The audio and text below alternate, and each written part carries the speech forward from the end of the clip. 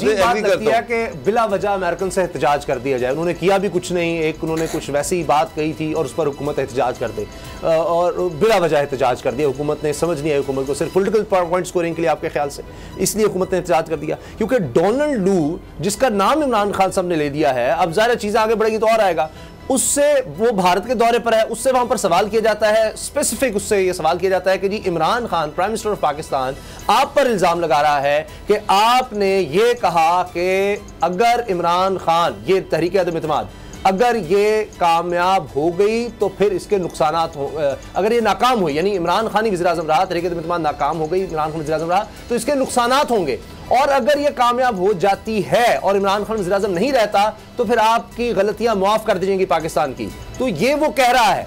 जब ये सवाल होता है तो आगे से कहता है कि जी हम आइनी मामलात को पाकिस्तान में देख रहे हैं और हम आइन की उसको इंडोर्स करते हैं, पाकिस्तान के आइन के मुताबिक चीज़ें चलनी चाहिए, यानी तहरीक अदम इत्तेमाद आइन ही है और वो इस तरह से कह रहा है। उसके बाद फिर उससे सवाल होता है, साफ़ी सवाल पूछता है कि जी मेरे सवाल का जवाब नहीं आया, क्या आपने ये धमकी या ये बात कही? उसने कहा जी मैंने जो जवाब देना था मैंने दे दिया।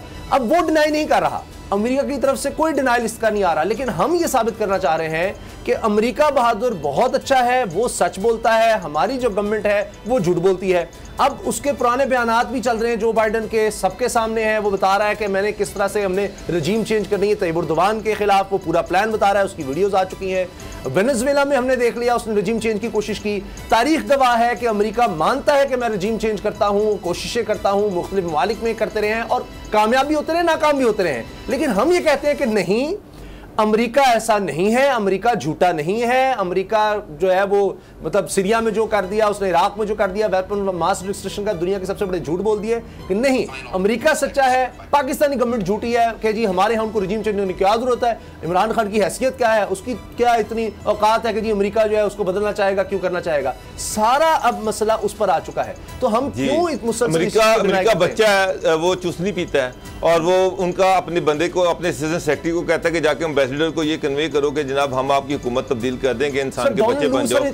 साहब अमेरिका जो भी करता है, जब उसने रजीम को चेंज करना होता है या इस तरह की कोई साजिश करता है तो फिर इस तरह के मैसेजिंग नहीं दिलवाता, नहीं दिलवाता, वो कर देता है, वो कर देता है, फिर वो इस तरह हिंट्स नहीं देता कि जनाब हम ये कर देंगे, हम वो कर देंगे, वो और इस तरह से एम्बेसडर को बुलाके।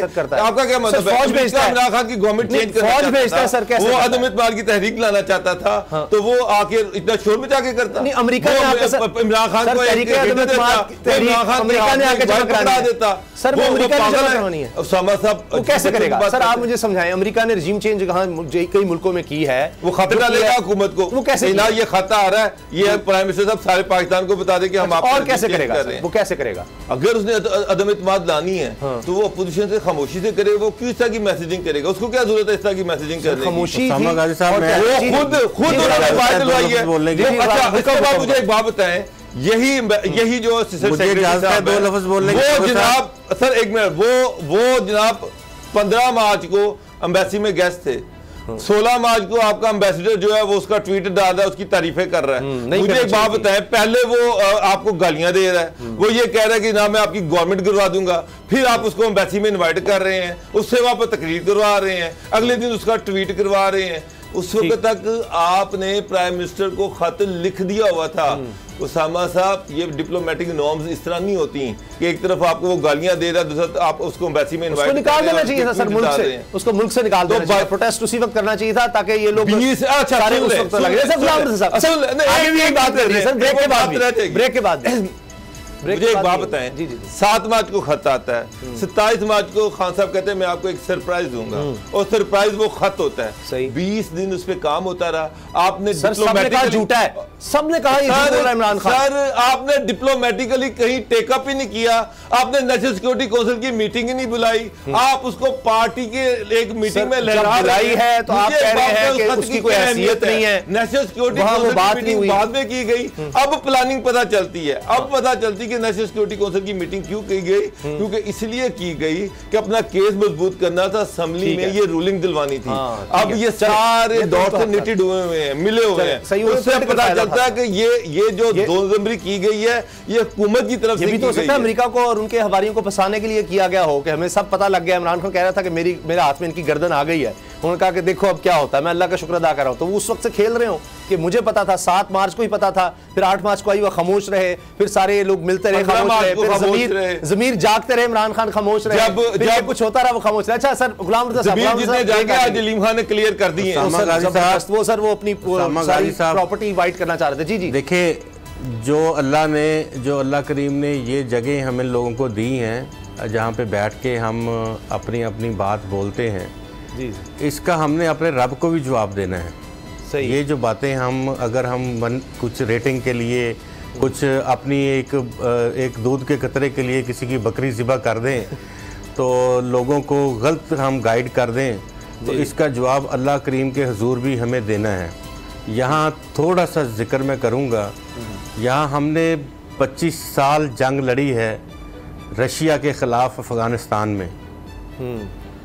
किसकी जंग थी आप फैसला कर लीजिएगा।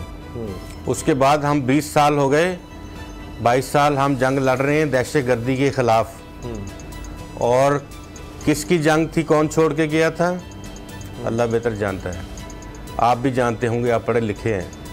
उसके बाद उससे पहले हमारे chief of army staff general Ziaul हक त्यारे में तबाह हो जाते हैं, अमरीकी सफ़ीर को ज़बरदस्ती साथ में बिठाते हैं, वो भी मारा जाता है।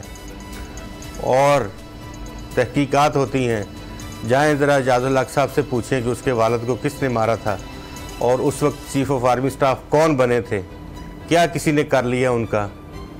और आगे आ जाएं, ये बहुत सारी चीज़ें हैं, आपको हर रोज़ ऐसी हादसे, ऐसी चीज़ें मिलती रहेंगी, ऐसी बातें मिलती रहेंगी। सब्सक्राइब करें और बेल दबाएं ताकि कोई खबर रह न जाए।